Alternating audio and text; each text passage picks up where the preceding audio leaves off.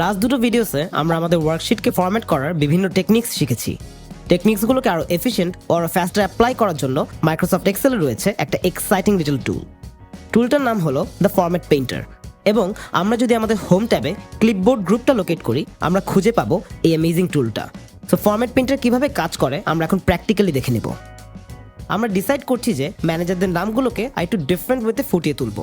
তো প্রথমেই সিলেক্ট করলাম আহমেদ জুবাইরের সেলটা এবং চেঞ্জ করলাম ফন্টের কালার। এবার অ্যাপ্লাই করলাম বোল্ড ও আইটালিক্স। পারফেক্ট। এবার প্রতিটা নামে গিয়ে এভাবে ইন্ডিভিজুয়ালি ফরম্যাট করাটা কিন্তু অনেক ইনএফিশিয়েন্ট।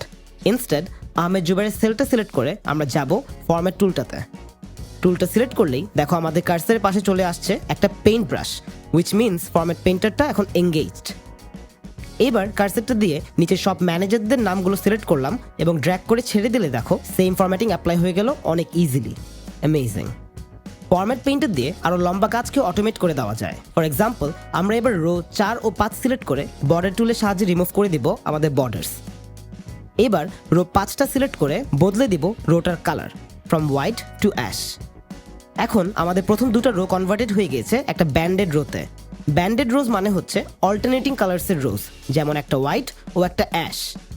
আমরা যদি এবার নিচের সব রোজগুলোকেও ব্যান্ডেড রোজে কনভার্ট করতে চাই আমরা ভেরি সিম্পলি দুটো রো সিলেক্ট করব, ফরম্যাট পেইন্টারে প্রেস করব, এবার আবারও ক্লিক অ্যান্ড ড্র্যাগ করে ছেড়ে দিলে দেখো পুরো ডেটা সেটে এখন ব্যান্ডেড রোজ অ্যাপ্লাইড হয়ে গিয়েছে। আমাদের ফার্স্ট কোয়ার্টারের সামারি এখন অনেকটা প্রেজেন্টেবল দেখাচ্ছে। আমরা যদি নতুন ওয়ার্কশিটটাতে যাই দেখো আমাদের সেকেন্ড কোয়ার্টারের সামারিটা পুরো বোরিং ও সাদামাটা। আমরা চাইলেই এক এক করে সব কিছু আগের মতো ফরম্যাট করতে পারি, অথবা একটু চালাকি করে আমাদের নতুন টুলটাকে কাজে লাগাতে পারি। প্রথমেই আমরা ফিরে যাব আমাদের ফরম্যাট করা ওয়ার্কশিটটাতে, সিলেক্ট করব পুরো ডেটা সেটটা এবং ফরম্যাট পেইন্টারে ক্লিক করে টুলটাকে এঙ্গেজ করে নিব।